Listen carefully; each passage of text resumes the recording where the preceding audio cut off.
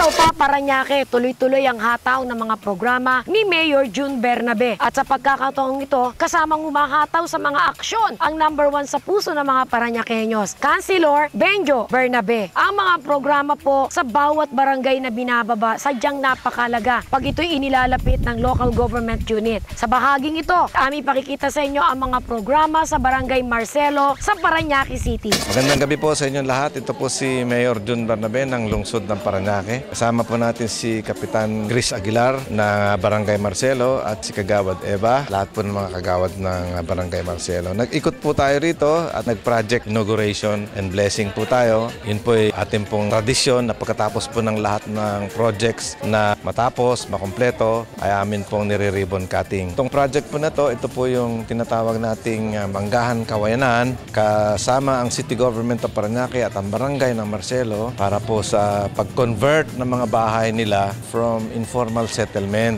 to a subdivision. Makikita nyo yung pagkakaiba ng mga dati nila mga bahay na nariyan po, ng mga shanty na ngayon po ay gaganda na po. Sa pangunguna po ng presidente nila rito sa Manggahan Kawayanan na si Kagawad Eva Abejero.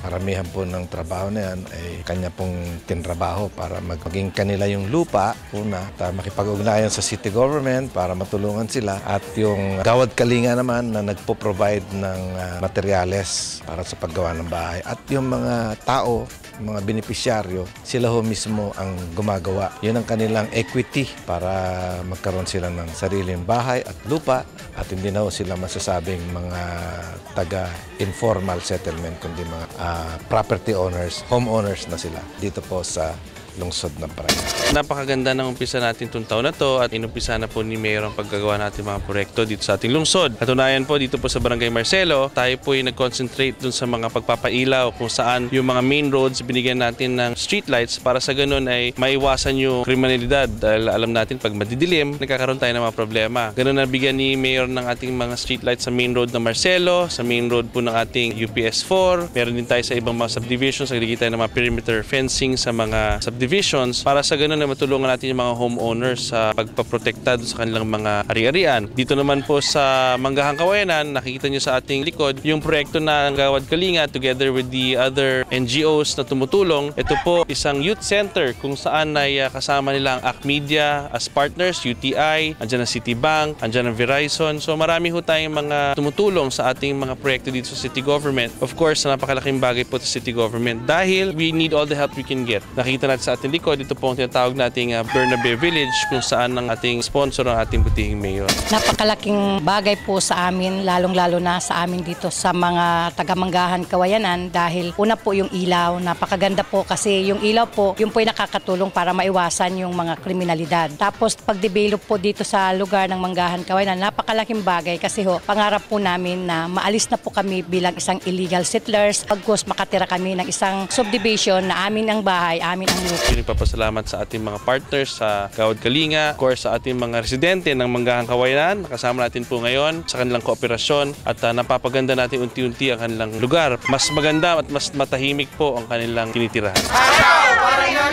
Karamihan po ng ginawa natin dito, inaugurate po natin itong pagkakataong ito ay yung po mga street lamps. Una po na doon sa may Sampaguita Avenue, sa Severina at sa Marcelo subdivision. Yung mga ilaw po yon. All in all, kulang-kulang na 1,000 street lamps. Tapos yung gem block, yung karsada ay atin pong inaspalto na kung saan ay sabi ng mga nakatira doon, meron ng mga 15 taon silang hindi na maintain at nakita nyo naman yung mukha nila, tuwan-tuwa sila na isaayos yung kanilang karsada. Sa Buen Suceso, ginawa natin yung perimeter fencing, nagsisilbi na bilang seguridad ng mga nakatira doon. Malaking pagpasalamat naman kay Mayor Bernabe sa pagtulong niya sa paggawa nitong perimeter fence namin dahil nung hindi pa ito nagawa kasi, ito yung dinadaanan na medyo masasamang loob na pumapasok dito sa aming subdivision. Na minabadali namin dahil nga 8 cases na po ng salisigang nag-ano dito sa amin. So medyo natakot na kami.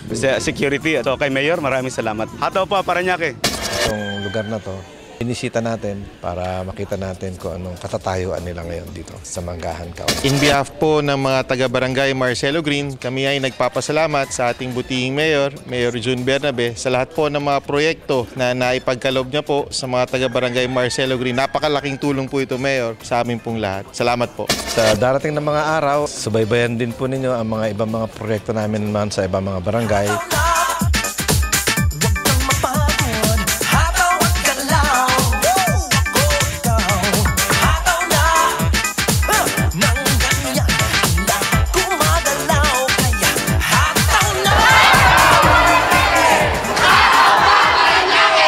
Samantala, ito po si Mayor June Bernabe ng Lungsod ng Parañaque. Nagpapasalamat kay Rose Sulangon sa kanyang programang Gabay at Aksyon at nagsasabing, Hataw Parañaque! Hataw!